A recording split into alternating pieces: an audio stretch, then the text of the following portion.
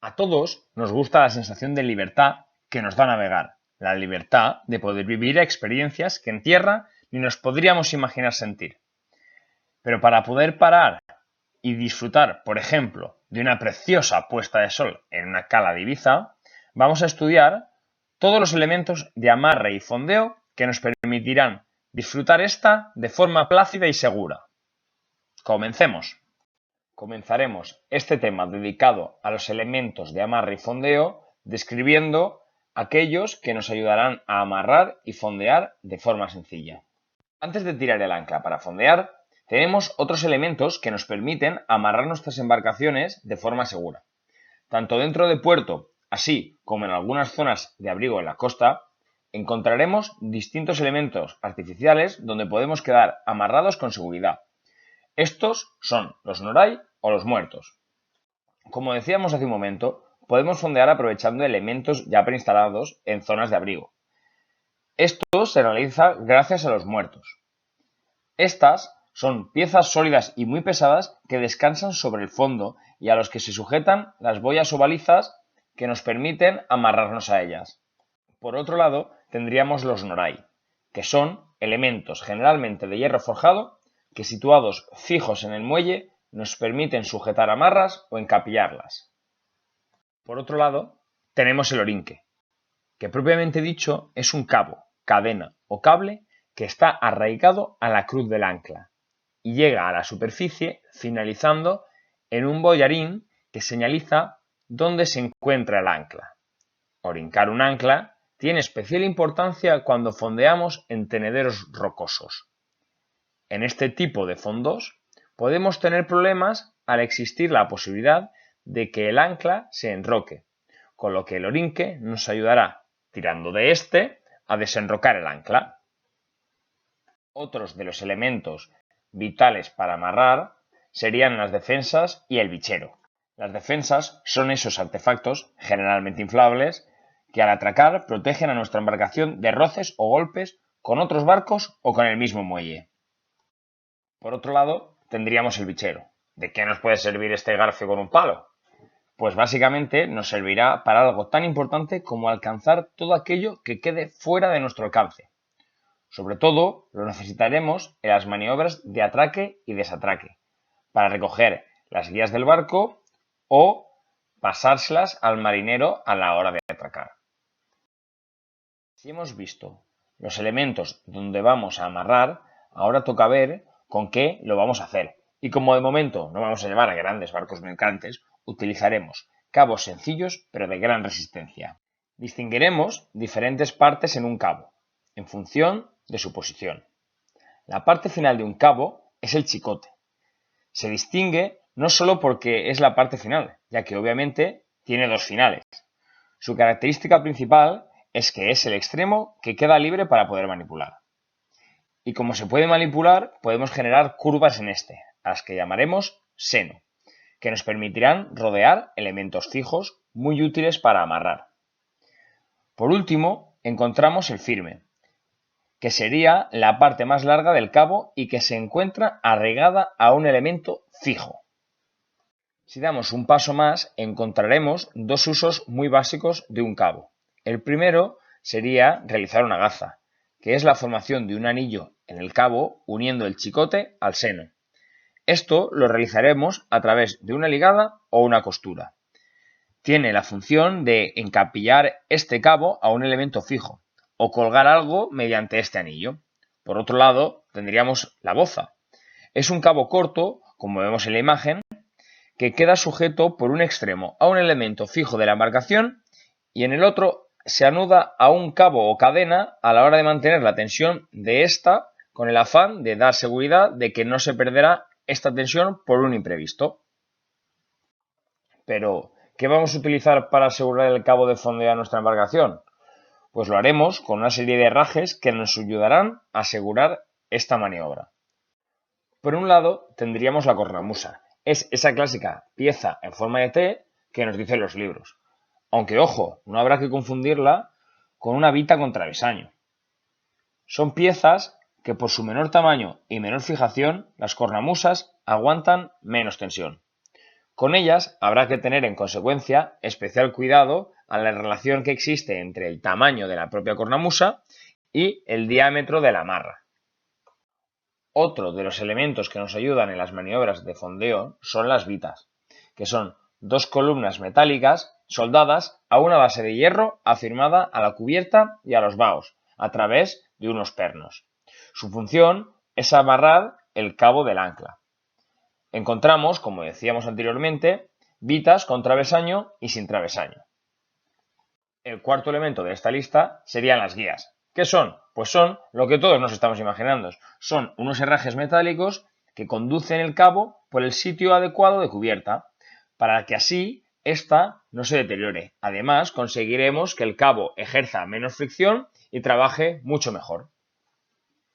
Por último, y no por ello menos importante, veremos qué es la roldana de proa. Sentido común. Una roldana no deja de ser una polea que nos permite aligerar un peso. Y a estas alturas todos sabemos dónde está la proa. Con lo cual, podremos decir que la roldana de proa es una polea que se coloca en la parte delantera de nuestra embarcación para que ayude a subir la cadena y el rozamiento no estropee la proa de nuestra embarcación.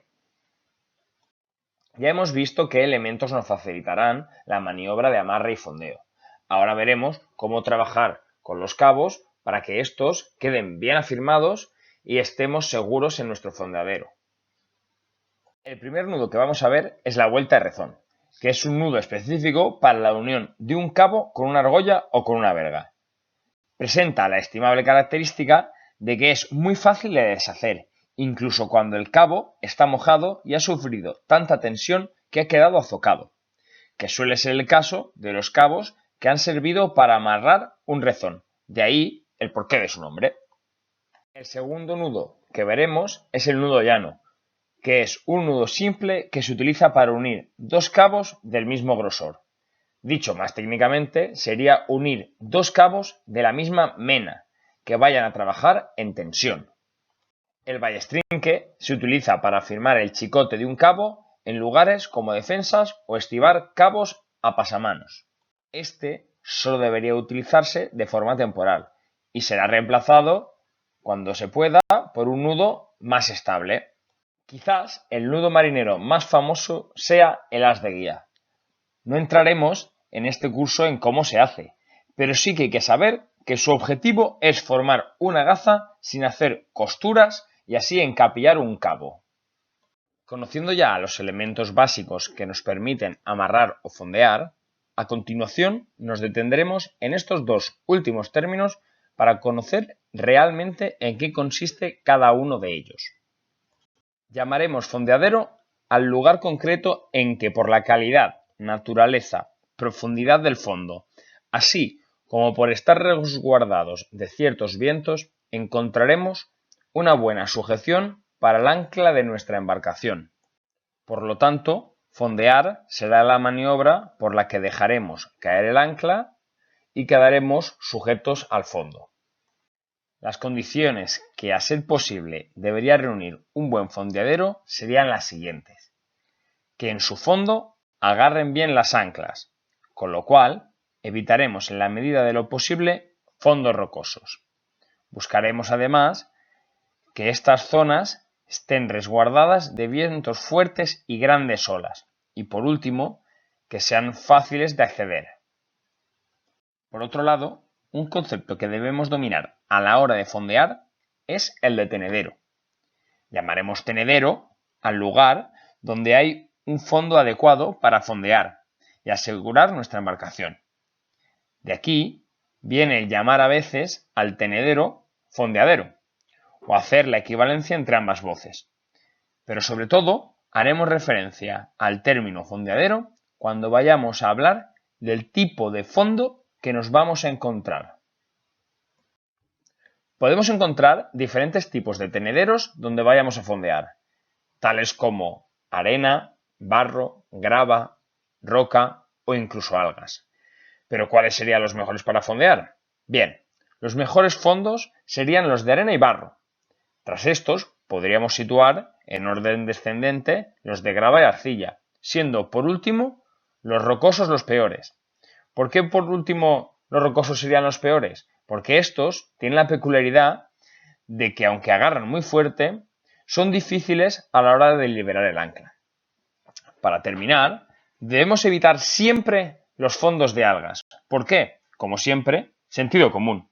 Si fondeamos sobre algas, esta maniobra estaría agrediendo al ecosistema marino, ya que esta acción arrancaría las algas y perjudicaría gravemente la biodiversidad marina, que tanto debemos cuidar. En la carta identificaremos los fondeaderos a través de la abreviatura FOND o con un pequeño dibujo de un ancla inclinada. Este mismo dibujo se representará en la carta con cepo si el fondadero es para buques muy grandes y sin el mismo cepo si es más aconsejable para pequeñas embarcaciones como sería la nuestra. Después de elegir el punto de fondeo en función de todos los parámetros anteriormente analizados, nos dispondremos a efectuar la maniobra de fondeo. Para ello, nos acercaremos al punto proa al viento y con poca arrancada, prestando especial atención a las condiciones del mar, ya que éste nos puede variar el punto de fondeo que previamente hemos elegido. Una vez llegado a este, dejaremos caer el ancla hasta que llegue al fondo. Una vez el ancla haya llegado al fondo, dejaremos entonces que el barco vaya atrás, por el simple efecto del viento y del mar, aunque si fuera necesario nos ayudaremos de algunas paladas atrás con el motor. Por último, con la cantidad adecuada de cadena filada, o sea, dejada caer, la hacemos firme, lo que más técnicamente llamaremos trincar. Pero, ¿cuánta cadena hay que filar? ¿Cuánta cadena hay que dejar caer? Como norma general, para evitar el garreo, en días de buen tiempo habrá que dejar entre 3 y 4 veces la profundidad del lugar donde vayamos a fondear. En el caso de que haya mal tiempo y en consecuencia la altura de las olas sea mayor, deberemos dejar entre 5 y 6 veces la profundidad de donde estemos fondeados. Este incremento lo que conseguirá es evitar que el ancla se levante en el momento que la embarcación se encuentre en la cresta de la ola. Si no respetamos la cantidad de cadena que es recomendable filar o escogemos un mantenedero, lo más probable es que garreemos. ¿Y qué es garrear? Garrear es ir arrastrando el ancla por el fondo, sin que ésta consiga falcarse en él, con lo que no estaremos asegurados en un punto fijo. ¿Y cómo sabré si estoy garreando? Pues no estaré garreando si mantengo mi posición respecto a 2 puntos tomados en tierra. De lo contrario, si tomo la demora a esos 2 puntos después de fondear y la demora está variando, en consecuencia podré llegar a la conclusión de que mi embarcación está garreando. Con lo cual, con la misma cantidad de cadena afilada, mi posición estará variando. Una vez hemos elegido el punto de fondeo, deberemos tener en cuenta, si estamos rodeados de más embarcaciones, el círculo de Borneo. Este es el movimiento circular que describe un buque alrededor de la posición de fondeo si los regímenes de viento van variando. El centro de este círculo está dado por el ancla y el radio de Borneo es igual a la longitud de cadena afilada más la eslora de nuestra propia embarcación.